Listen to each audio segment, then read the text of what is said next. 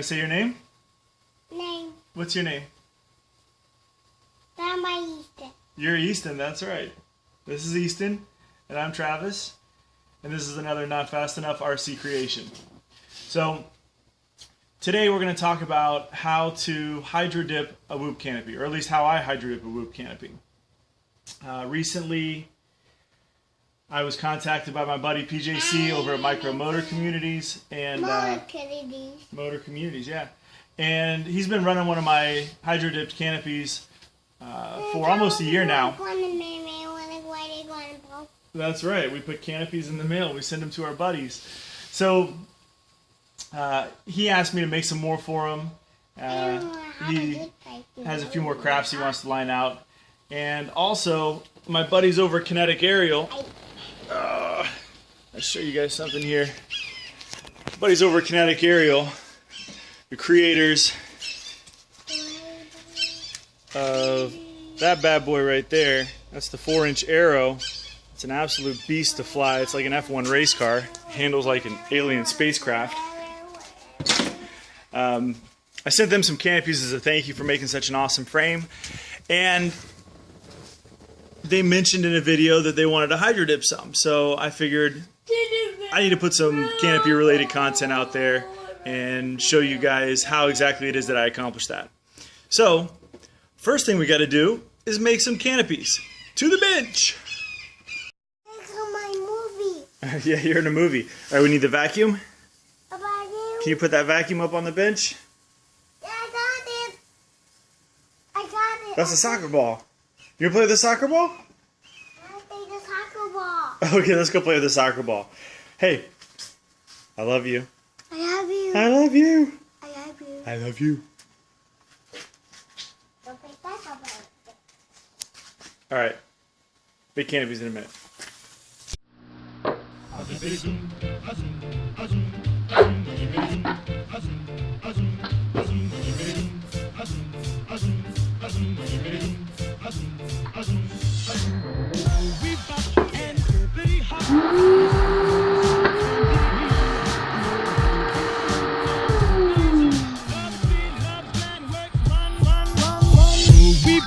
And pretty hot, I'll never be a millionaire.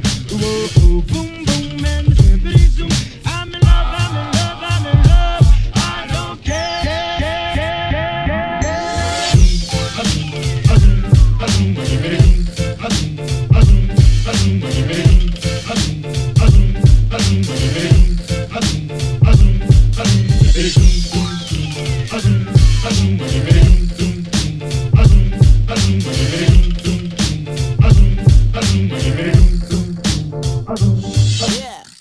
We bop and pretty hot.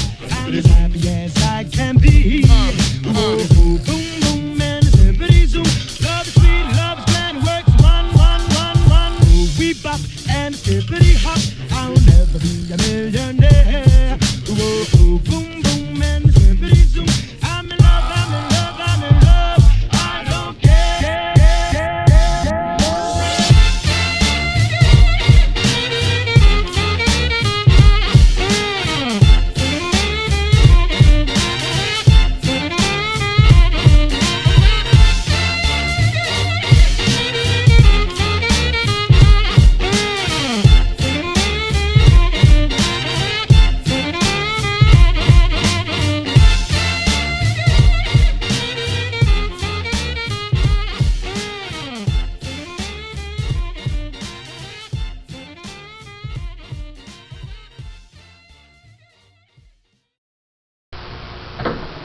I think we have some canopies now.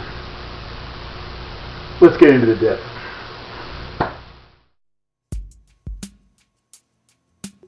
All right, we've got everything laid out here that we're gonna need for the dipping process. Scissors, push pin, hobby knife, candle, piece of metal, lighter, all that's gonna be used to prep the canopy so that it's ready to accept the camera and be installed once we're done dipping.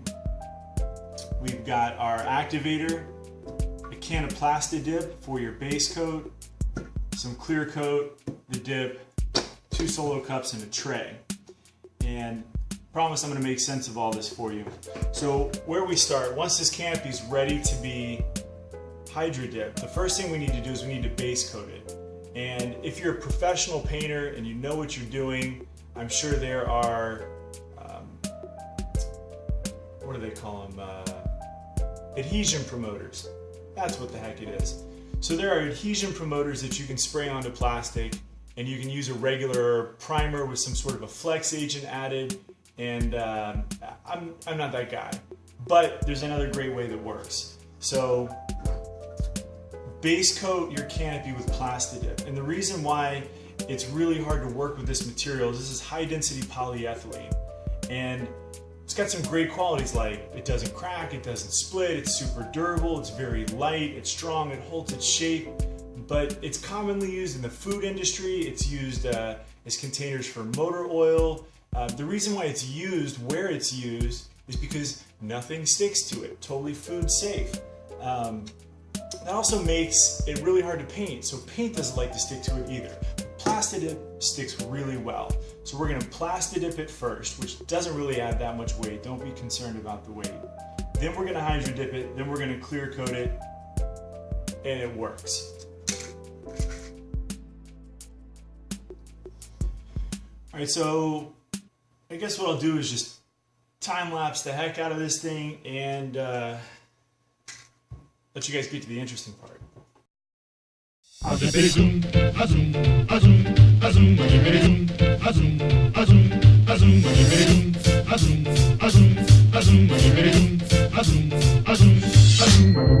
We bop and hippity hop, I'm as happy as I can be. Whoa, boom, boom, and hippity zoom.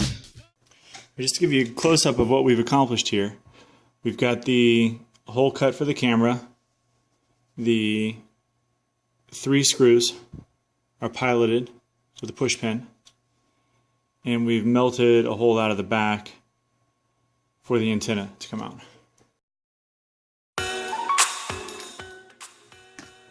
Okay. 4 canopies. Time for the Plastidip.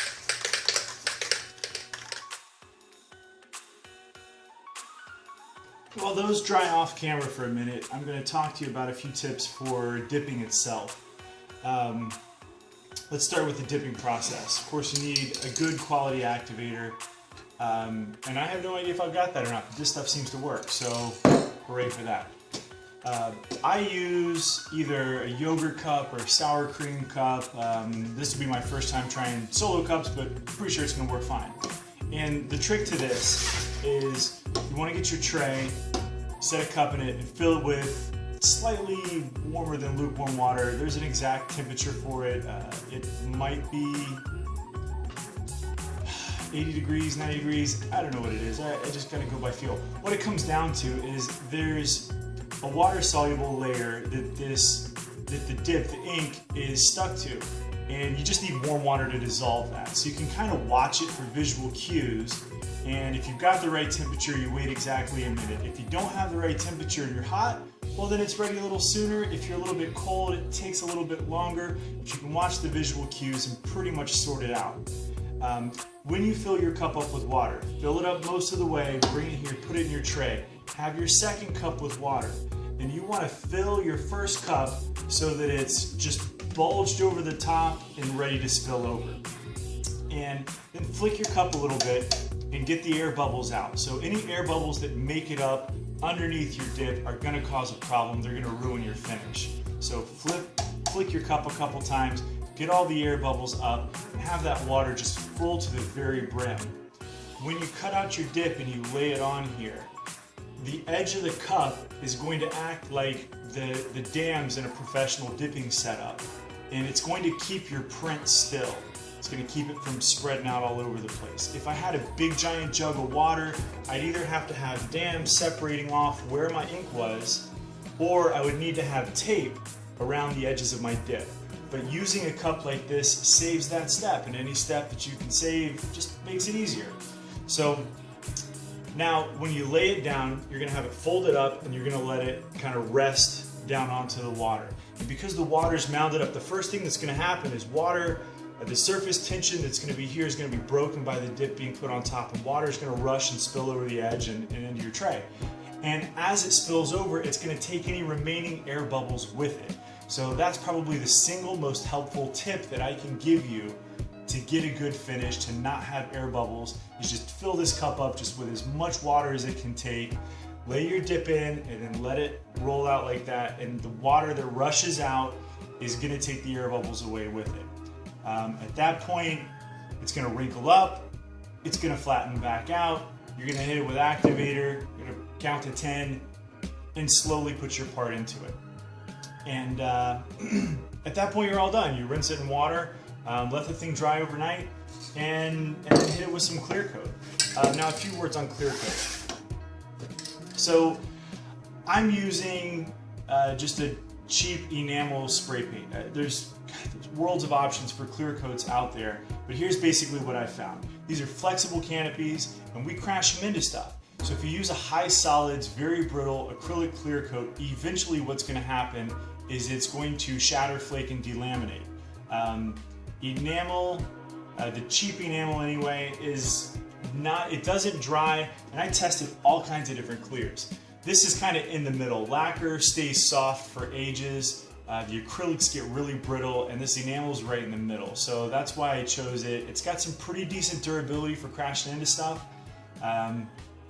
but it's a little bit more flexible without delaminating than the acrylics. So I like that. I also found that a lot of the acrylics have got such crazy solvents in them to keep those high solid content liquid in there, that when you spray it on your dip, it can react poorly with the dip ink, or soaking through the dip ink down into your base coat. I mean, and this is not just with plastic as a base coat, but any paint or primer as a base coat, and it can start to liquefy that, which causes all sorts of weird retracting, kind of like a desert, a Salt Lake desert cracked effect in your dip. So this stuff is not reacting badly with the dip, and I'm running with it.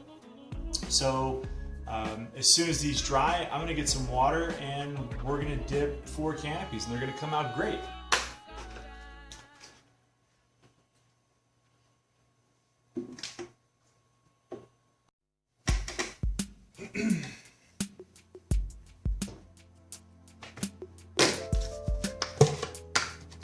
All right, a quick word on knowing which side of your film to lay down. Water first. Lick your fingers and hold it on the film. Whichever side your finger sticks to is the side that's supposed to go in the water. Makes it easy.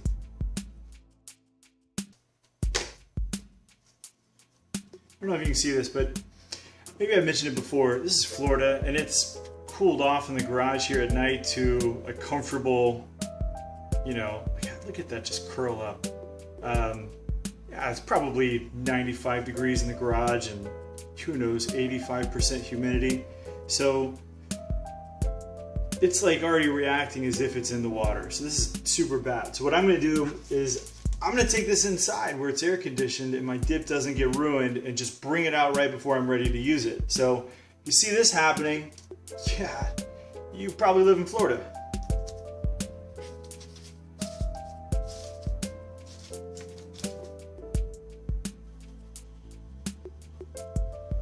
All right, I've got 2 cups of warm water here, and go ahead and start getting the air bubbles out of this one. What I'll do is I'll show you the first dip, I'll time lapse the other 3, and then we'll meet back up for clear coat. Get this good and full.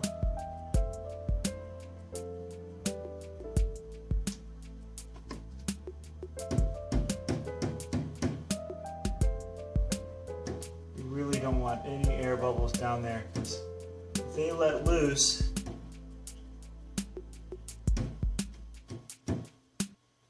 it's going to mess the whole operation up. Alright, we're in the clear. So go inside and grab the dip, lay it down, shake this can while I wait for the dip to make it happen. Alright, laying the dip in. Just want it to stick to these edges. Beautiful. Push the water out. We've got no air bubbles underneath. Blow on it a little bit if you feel it's going to move some air out of the way. And what you'll see is it wrinkles up and then it flattens out. I think that's starting to look pretty good.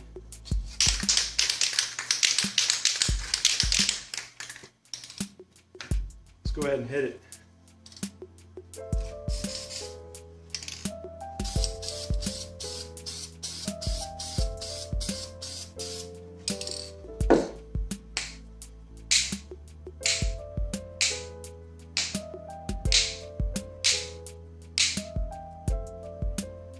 I come in right in from the top and I roll it towards the back. So let's do this.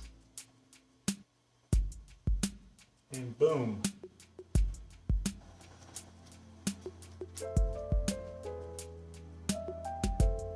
Isn't that just beautiful? No complaints there.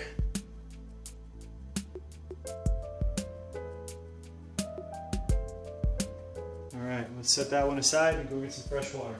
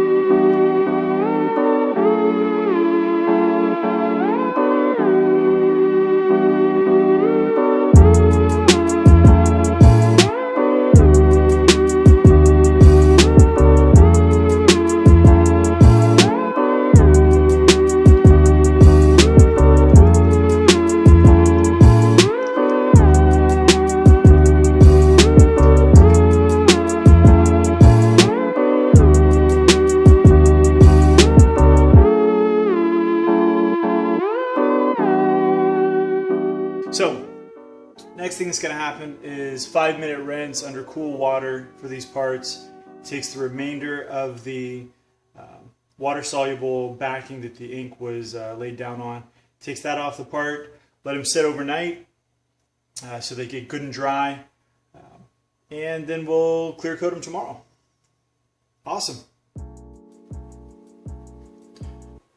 All right, so here's a little bit closer look. I clear coated these this morning, and they've had the afternoon to dry, and you can see that they just turned out beautiful. So I hope these tips have helped you. The last thing I will say is I do recommend you wait anywhere from a week, couple weeks after you clear coat to really install these and start crashing them, because it takes about a week for the clear coat to set up at a minimum, and can take 2 or 3 for it to reach its full hardness. So all in all, I think I got some buddies that are gonna be pretty happy with these.